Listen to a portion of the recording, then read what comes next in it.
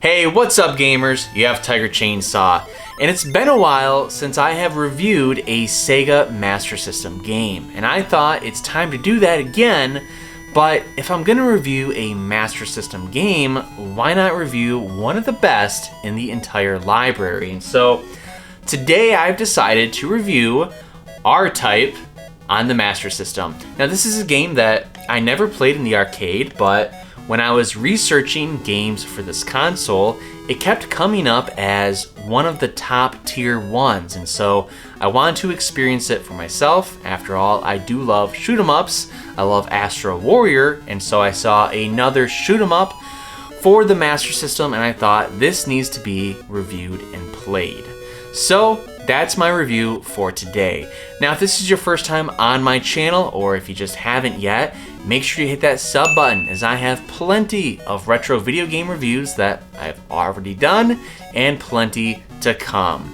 All right, let's jump in our ship, the R9, and take down the Bido Empire in this R-Type review. The Sega Master System is a vastly underrated console that helped launch some amazing franchises. R-Type was released in the arcades before being ported in 1988 to the console. Space shooters are a dime a dozen, but R-Type seemed to be ahead of the pack. Developed by Irem and published by Sega, R-Type was received very well.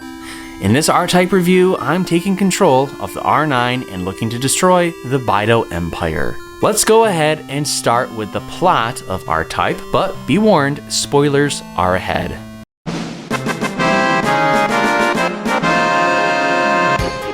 So in this review of the plot for R-Type, I'm simply going to check out the back of the box, and I'm also going to turn to the manual to shed some light on this Bido Empire that we are taking down. Let's start with the back of the box. The galaxy is in deep peril. Foul creatures from the evil Bido Empire have warped across space to invade and conquer our planet. There is only one hope for victory, the Earth Defense League that has chosen you to pilot the R9, a nuclear-powered space fighter that can cut through invading aliens faster than a lightsaber through butter. Huh. Interesting that they use the term a lightsaber as an example from another space franchise, but anyway. Fly R9 through 8 exciting levels of high-powered action. Use your plasma gun to rip through armies of nasty creatures and their deadly machines. And when the going gets really tough, pick up droid units that make your ship even harder hitting. You'll be up against creatures so mean and ugly they'll make your hair stand on end. But Earth is depending on you, so strap yourself in the cockpit, put your fingers on the triggers, and blast them out of the skies. Okay, so that sheds some light on R-Type, but does the manual say anything different? Let's find out. They came from a dimensional plane clear across the galaxy, wreaking havoc and chaos from star system to star system. With an evil that smothers all resistance with fear and terror, the horde creatures of the Bido Empire are knocking on Earth's front door. The Earth Defense League has one ray of hope to stop the wave of terror. R9, a super secret spacecraft capable of striking the enemy in their own dimensional plane. When flown by a hot pilot like yourself, well thank you, the R9 can rip through bug-eyed monsters faster than a lightsaber through butter. Well, there it is again. But the horrendous creatures of the Bido Empire are more than claws and pointy teeth. They've got some pretty impressive hardware too, so stay frosty. Earth's future depends on you. All in all, both the manual and the back cover pretty much say the same thing, and in the end, you do defeat the Bido Empire and rescue Earth.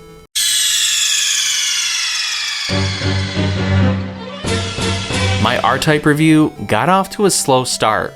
Quite literally, because your ship, the R9, crawls at a snail's pace before picking up any power-ups. Speed is the key in this space shooter, and you'll want to pick up the pace quickly if you have any hopes of surviving. Picking up any power-ups that come across your way is crucial before facing the first boss. Now, I hate it when games do this, but it was quite common in the 80s. If you don't defeat a boss quick enough, he'll close in on you, and R-Type's first boss does this, and it did take me a few times to defeat him due to his vicious nature of going after you.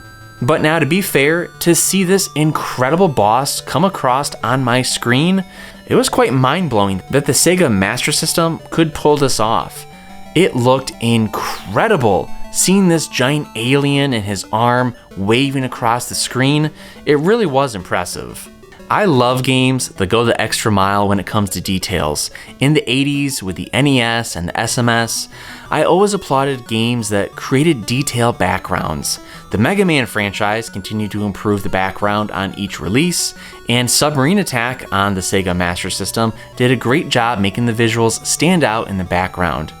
R-Type is another example that stands out because it provides detailed backgrounds. And this already makes it stand out from all the other typical space shooters on the console.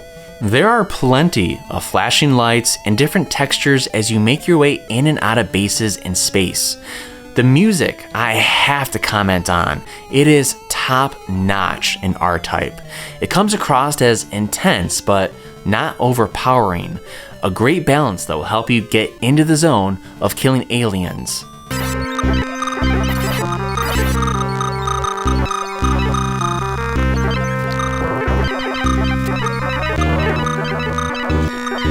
One of my favorite games on the Master System is Astro Warrior, but R-Type kicks its ass in difficulty.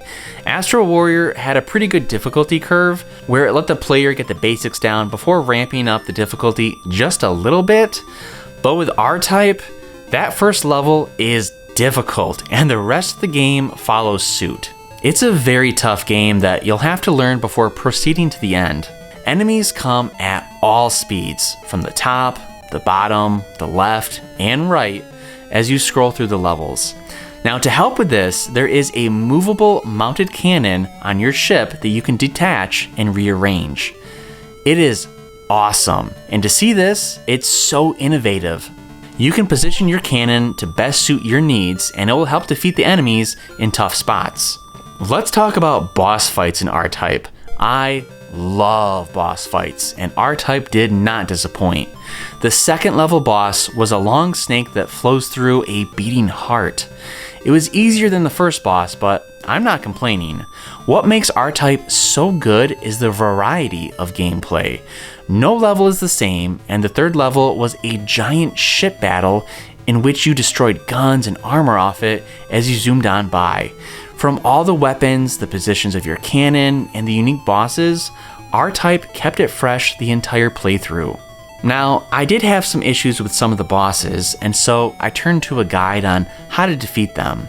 While I was reading one of these guides, I learned of a secret level in R-Type. This completely blew my mind. R-Type offered this in 1988, and I'm sure that gamers that found this, their jaws were left on the floor. If you exit through the roof of an area in the fourth level, you'll be transported to a secret level with enemies that aren't even mentioned in the manual. It's a treat, and it's a very nice touch. But getting back to the R-Type bosses, they're unique in every sense of the word. Each one is a different fight, from stationary foes to the ones like the fourth level boss who takes pieces of his body and sends them at you while zooming around on the screen. It was a tough fight, but I appreciated all the different variables that R-Type offers with the gameplay. The final boss, it's a tough one, but if you know the trick to beating him, it's manageable. Again, it comes down to different strategies for each boss, but the finale has quite the defensive setup. There's an opening with its mouth that opens and closes from time to time. If you launch your detachable cannon into the mouth, it will stay there, bypassing all defenses of the monster. All you have to do is have your cannon blast away at it while you avoid the monster's offensive attacks. R-Type does a phenomenal job of making a 30-minute game stretch into a game that requires many runs to figure out the strategy of the bosses. You won't just blast your way through the enemies. R-Type gives you the power to defeat the bosses, but it's up to you to figure out how to use that power.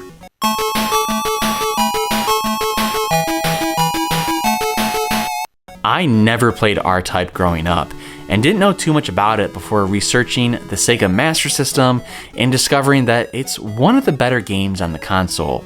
I purchased it during a heavy collecting period, and right away I loved that cover art. but the gameplay was even better. From start to finish, R-Type dazzles gamers with the soundtrack, innovative gameplay, and the strategic boss fights. Each level is unique, each boss requires trial and error, and there's even a secret level. For any Sega Master System owner, R-Type is a must-own. It sits atop the list of space shooters from the 80s, which is why I'm giving R-Type a 9 out of 10, which means this is a masterpiece that you should play. If you love shoot 'em ups, make sure you check out R-Type on the Master System. And if you own the Master System, get this game into your collection. This is a masterpiece. So that was my review of R-Type on the Master System.